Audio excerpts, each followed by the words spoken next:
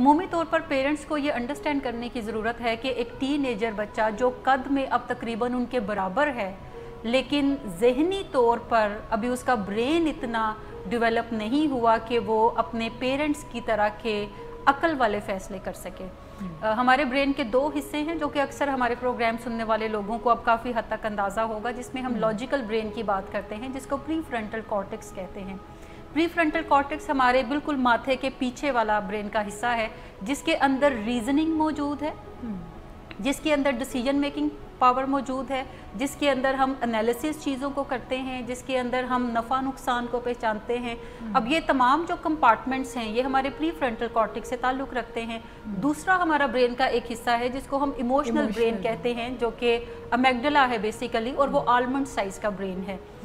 یہ جو امیگڈلا ہے اس کا کام ہماری سروائیول کو پاسبل بنانا اور ہر آنے والے خطرے سے سیکنڈ کے ہزارویں حصے میں ہمیں آگاہ کرنا ہے۔ یہ انیٹ برین ہے جو کہ ہم بہت بچپن سے ڈیولپ ہمارا ہوتا ہے اور ہم اسی کے ساتھ بڑے ہوتے ہیں، لیکن جو پری فرنٹل کارٹیکس ہے یہ جیسے جیسے بچہ نشوونما پاتا ہے سال ہا سال وہ آگے اپنی زندگی کے سفر میں رواں دواں ہوتا ہے تو اس کی جو پری فرنٹل کارٹیکس ہے وہ بھی زیادہ ڈیولپ ہوتی جاتی ہے۔ پری فرنٹل کارٹیکس جو ہے یہ عام طور پر 21 سے 25 سال کی ایج میں جا کے کمپلیٹلی ڈیولپ ہوتی ہے۔ عمومی طور پر پیرنٹس کو یہ انڈرسٹینڈ کرنے کی ضرورت ہے کہ ایک ٹین ایجر بچہ جو قد میں اب تقریباً ان کے برابر ہے لیکن ذہنی طور پر ابھی اس کا برین اتنا ڈیولپ نہیں ہوا کہ وہ اپنے پیرنٹس کی طرح کے عقل والے فیصلے کر سکے۔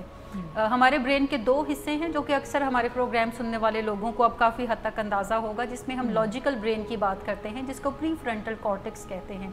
پری فرنٹل کارٹیکس ہمارے بالکل ماتھے کے پیچھے والا برین کا حصہ ہے جس کے اندر ریزننگ موجود ہے،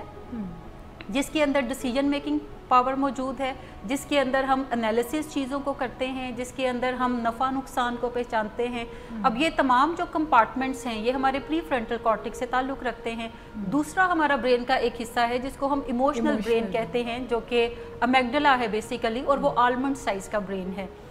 یہ جو امیگڈلا ہے اس کا کام ہماری سروائیول کو پاسبل بنانا اور ہر آنے والے خطرے سے سیکنڈ کے ہزارویں حصے میں ہمیں آگاہ کرنا ہے۔ یہ انیٹ برین ہے جو کہ ہم بہت بچپن سے ڈیولپ ہمارا ہوتا ہے اور ہم اسی کے ساتھ بڑے ہوتے ہیں، لیکن جو پری فرنٹل کارٹیکس ہے یہ جیسے جیسے بچہ نشوونما پاتا ہے سال ہا سال وہ آگے اپنی زندگی کے سفر میں رواں دواں ہوتا ہے تو اس کی جو پری فرنٹل کارٹیکس ہے وہ بھی زیادہ ڈیولپ ہوتی جاتی ہے۔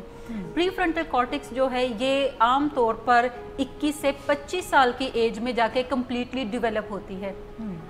اگر میں یہ کہوں کہ ایموشنل برین بائی برتھ ہم لے کر پیدا ہوتے ہیں جو کہ کمپلیٹ ڈیولپڈ ہوتا ہے، لیکن پری فرنٹل کارٹیکس یا لاجیکل برین جو ہے وہ ہمارا 21 سے 25 سال کی ایج میں جا کے مکمل ہوتا ہے۔ اس کا مطلب ہے کہ ان بٹوین اس ایج سے پہلے ہم جو ڈیسیجن کریں گے وہ زیادہ کنکریٹ نہیں ہوں گے، ہو سکتا ہے وہ زیادہ ہیلدی بھی نہ ہوں۔ اسی طرح سے ہماری جو ریزننگ ہوگی وہ ایک ایڈلٹ کی نسبت جو ہے وہ ڈیفرنٹ ہوگی، ہم کچھ چیزوں کو صحیح سمجھ رہے ہوں گے جبکہ پریکٹیکلی اس کے کانسیکوینسز جو ہیں وہ اچھے نہیں نکلیں گے۔ اسی طریقے سے ہمیں انالیسس کرنے میں دشواری پیش آئے گی، ہمیں پیرنٹس برے لگنا شروع ہو جاتے ہیں ٹین ایج میں، جبکہ فرینڈس کی ایڈوائس کو ہم زیادہ معتبر کنسیڈر کرتے ہیں، جبکہ فرینڈس ہماری ایج کے ہوتے ہیں یعنی ٹین ایج کے ہیں اگر تو ظاہری بات ہے ان کی ایڈوائس بھی یا ان کی سجیشن بھی کوئی بہت زیادہ کنکریٹ نہیں ہوگی۔ اچھا، اس ایج میں بچوں کو زیادہ گائیڈنس کی ضرورت پیش آتی ہے، اس ایج میں رہنمائی کی زیادہ ضرورت پیش آتی ہے، لیکن پیرنٹس میں ایک رویہ دیکھتی ہوں کہ بہت چھوٹا بچہ جو کہ 2 سال کا 3 سال کا ہوتا ہے پیرنٹس اس سے ایکسپیکٹ کرتے ہیں کہ وہ بالکل ایڈلٹ لائک بیہیو کرے، جبکہ وہ کہتے اس کو بچہ ہیں لیکن ان کو چاہتے وہ یہ ہیں کہ یہ بالکل ایڈلٹ لائک بیہیو کرے، جیسے گیسٹ گھر میں آئیں تو وہ بالکل ایک کرسی پہ دبک کر بیٹھ جائے اور وہاں سے وہ ہلے نہیں۔ اسی طریقے سے وہ اچھی باتیں کرتا نظر آئے، وہ فاؤل لینگویج یوز کرتا ہوا نظر نہ آئے، یا وہ پیرنٹس جو بھی کہیں ان کی بات فوری طور پہ مانے، ان کی بات سے انکاری نہ ہو یا اپنی مرضیاں نہ کرتا ہوا نظر آئے، جبکہ یہ بچوں کے اندر بیہیویئر پیرنٹس کو ڈیولپ کرنا پڑتا ہے اور یہ پیرنٹس کی ذمہ داری ہے کہ وہ اپنے بچوں کو یہ تمام چیزیں سکھائیں تھرو گائیڈنس اور گریجولی بٹ بائی بٹ کر کے سکھائیں۔ اچھا، یہی بچے جب ٹین ایج کے اندر پہنچتے ہیں، ٹین ایج سے میری مراد ہے 13 سے 18 ایئرز تک، 19 ایئرز تک، तो ये वो बच्चे हैं जिनका अभी ब्रेन डेवलप हो रहा है,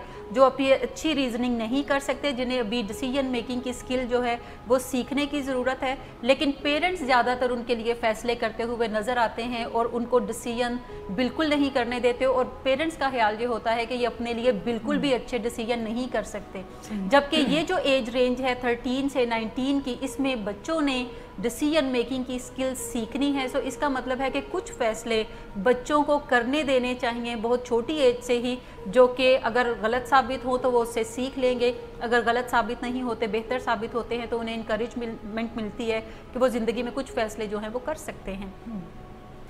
एक तो हमें अंदाज़ा होना चाहिए कि हमारे जो टीनेजर बच्चे हैं उनका ब्रेन अभी डेवलप हो रहा है, हमें कहीं ना कहीं उनको गाइड करने की ज़रूरत है। और जब ये बच्चे डेवलप ब्रेन के साथ होंगे तो तभी ये कुछ बेहतर फैसले ज़्यादा करते नज़र आएंगे, जो तकरीबन 80% ठीक हो। अदरवाइज़ हम जब एडल्ट की भी बात करते हैं तो हम जो भी फैसले करते हैं वो ज़िंदगी में सारे दुरुस्त साबित नहीं होते, लेकिन जो मैक्सिमम फैसले एडल्ट्स के होते हैं वो दुरुस्त होते हैं। जबकि टीनेजर्स की बात करें तो सारे के सारे फैसले गलत नहीं होते, लेकिन जो मैक्सिमम फैसले उनके होते हैं वो उन्हें किसी न किसी परेशानी में मुब्तला करने वाले होते हैं। बिहेवियर्स की कैटेगरी में आते हैं, और अमेरिका में centre for disease control and prevention ने उनको 6 कैटेगरीज के अंदर कन्वर्ट किया है कि 6 रवैये हैं जो कि टीन एज के अंदर आपके बच्चों के अंदर नज़र आ सकते हैं। इन 6 जो बिहेवियर्स हैं, रिस्की बिहेवियर्स, इनमें से सबसे पहला है कि ऐसे रवैयों में इन्वॉल्व होना जिससे अनइंटेंशनल इंजरीज हों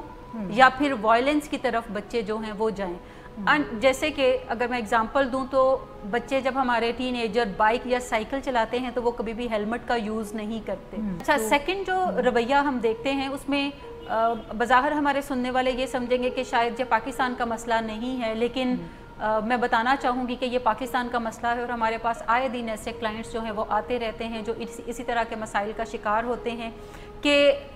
टीन एज के अंदर ही बच्चे जो हैं वो इंटीमेट रिलेशनशिप्स की तरफ जाते हैं। बिल्कुल, वो 12 साल के होते हैं, 13 साल के होते हैं, अभी उनके जो प्रोडक्टिव सिस्टम है वो इतने स्ट्रॉन्ग नहीं होते, लेकिन इंटीमेट रिलेशनशिप्स की वजह से बाज़-औक़ात उन्हें अनवांटेड प्रेगनेंसीज हो जाती हैं जो कि अबॉर्शंस की सूरत में फिर एलिमिनेट करवाना पड़ती हैं। बट ये सारे सिनेरियो में उनकी हेल्थ जो है वो काफ़ी कॉम्प्रोमाइज़्ड होती है, और यही बच्चियाँ आगे चल के जब अपने इस प्रोसेस में मैरिज की वजह से जाती हैं तो उन्हें काफ़ी डिफ़िकल्टीज़ का सामना करना पड़ता है। अच्छा, तीसरा है ड्रग्स या अल्कोहल का इस्तेमाल करना।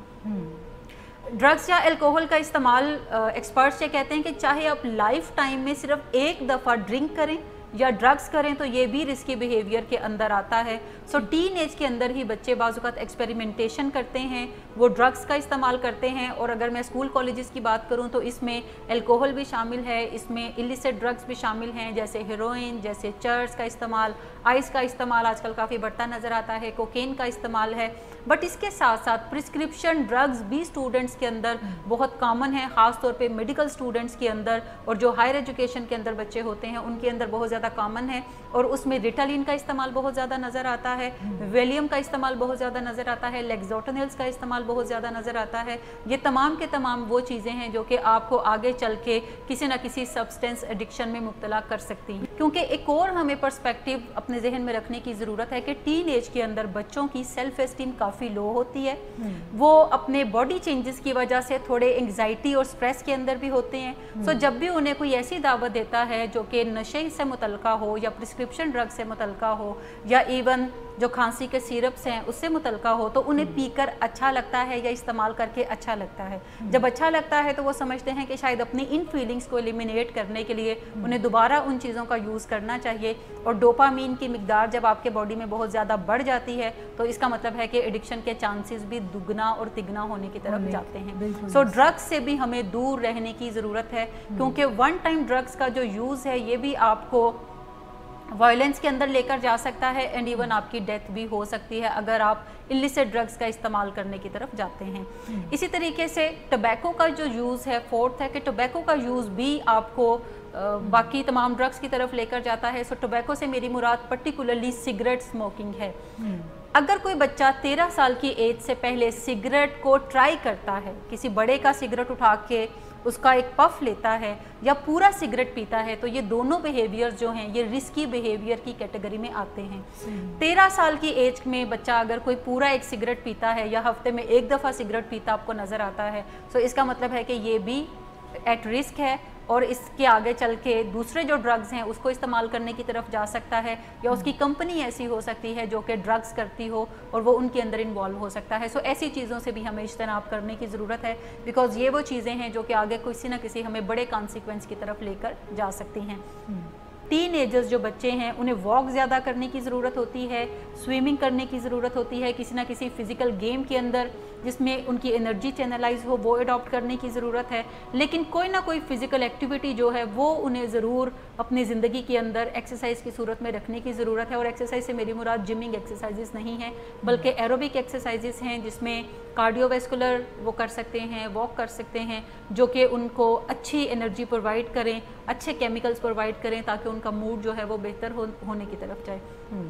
अच्छा, जहाँ तक रिसोर्सेज की बात है कि क्या रिसोर्सेज हैं जो कि हेल्प कर सकते हैं, तो सबसे पहले तो पेरेंट्स को खुद सीखना पड़ेगा जो कि 24 आवर्स उनके साथ रहते हैं कि वो क्या ऐसी चीज़ें करें जिससे टीनेज के अंदर वो अपने बच्चों के साथ एक कंफर्टेबल रिलेशनशिप मेंटेन करें और उसके साथ साथ वो उन्हें डिसिप्लिन भी कर सकें। अच्छा, ज़्यादातर पेरेंट्स जो हैं वो ये सीखने में ज़्यादा इंटरेस्टेड होते हैं कि बच्चों को डिसिप्लिन कैसे किया जाए, जबकि ज़्यादा इम्पॉर्टेंट ये चीज़ है कि बच्चों के साथ रिश्ता कैसा बनाया जाए। अगर आपका बच्चों के साथ अच्छा रिश्ता है तो फिर आपके बच्चे आपके डिसिप्लिन को मानेंगे, लेकिन अगर आपका रिश्ता बहुत कमज़ोर है उनके साथ, अगर आप बस अथॉरिटी फिगर बनना चाहते हैं घर में और ऑर्डर पास करना चाहते हैं और बच्चों को आप टाइम नहीं देते, तो फिर आपके लिए ऐसे बच्चों को डिसिप्लिन करना मुश्किल होगा, क्योंकि उनका रिबेलियस एटीट्यूड जो है वो बहुत ज़्यादा प्रोमिनेंट होगा। तो सबसे पहले पेरेंट्स को अपने बच्चों के साथ बेहतर रिश्ता इस्तवार करने की ज़रूरत है,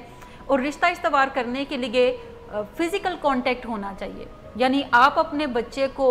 छुएं, उसे टच करें, फिज़िकली उसको हक करें। और अगर आपको हक करना टीनेज में आपके बच्चे थोड़ा ऑकवर्ड फील करते हैं या आपको बाजू का ऑकवर्ड लगता है क्योंकि आपको आदत इस चीज़ की नहीं है,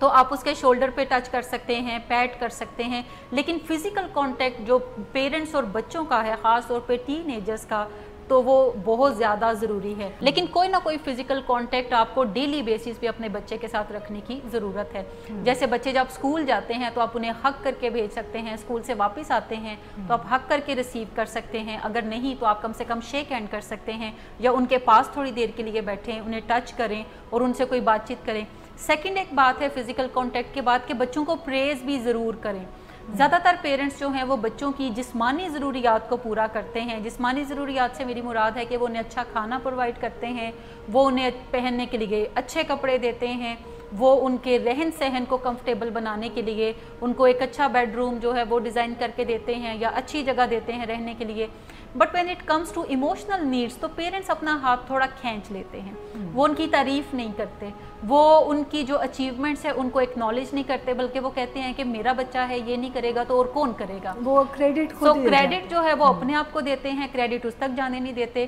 सो बच्चों के अंदर ख़ास तौर पर हमें देखने की ज़रूरत है, मैं टीनेजर्स की बात कर रही हूँ, कि उनको छोटे छोटे बिहेवियर पकड़े उनके जो पॉजिटिव हों, अच्छे हों, और आप चाहते हैं कि आपके बच्चे रिपीट करें तो उस पर ज़रूर उन्हें प्रेज़ करें।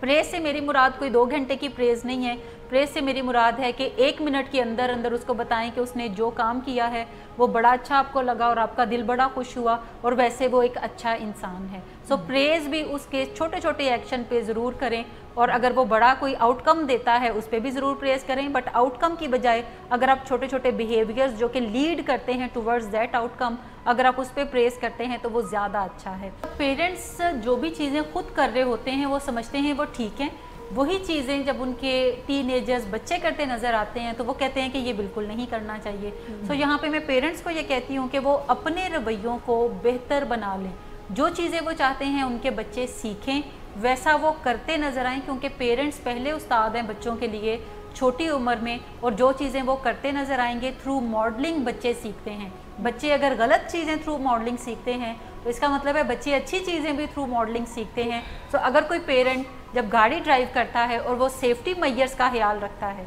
जो साथ बैठा बच्चा है वो सेफ्टी मेजर्स को लर्न कर रहा है और वो सब कॉन्शियसली वही चीज़ें करेगा जो कि वो अपने पेरेंट्स को करते हुए देखता है। अगर कोई पेरेंट रेड बत्ती क्रॉस नहीं करता तो बच्चे भी, चांसेस ये ज़्यादा हैं कि बच्चे भी फिर रेड बत्ती को क्रॉस नहीं करेंगे। अगर कोई पेरेंट ओवर स्पीडिंग नहीं करता, तो इसका मतलब है कि उनके बच्चों में भी चांसेस हैं कि वो लर्न करते हैं कि किसी भी तरह की सिचुएशन रही, कितनी भी इमरजेंसी रही, बट मेरे फादर ने या मदर ने जो कवानीन थे ट्रैफिक के वो नहीं तोड़े, तो फिर उसके अंदर भी असूलों को मानने की जो हैबिट है वो डेवलप होती है, कवानीन को ओबे करने की हैबिट डेवलप होती है। लेकिन अगर पेरेंट खुद रेड बत्ती क्रॉस करते हैं, सिग्नल तोड़ते हैं, कवानीन को नहीं मानते, जो ट्रैफिक पुलिस वाले खड़े हैं उन्हें भी तो गालियां देते हुए निकल जाते हैं, तो वो अपने बच्चों को बेसिकली सिखा रहे हैं कि देखो ऐसा करना ठीक है। कल को वही बच्चा जब ऐसा करेगा तो फिर वो उसे मना नहीं कर सकते। सो सबसे पहले पेरेंट्स को खुद अपने रवैयों को इम्प्रूव करने की ज़रूरत है। तो पेरेंट्स को ज़रूर अपने बच्चों को इनकरेज करना चाहिए कि वो एक्स्ट्रा करिकुलर एक्टिविटीज़ में ज़रूर पार्टिसिपेट करें।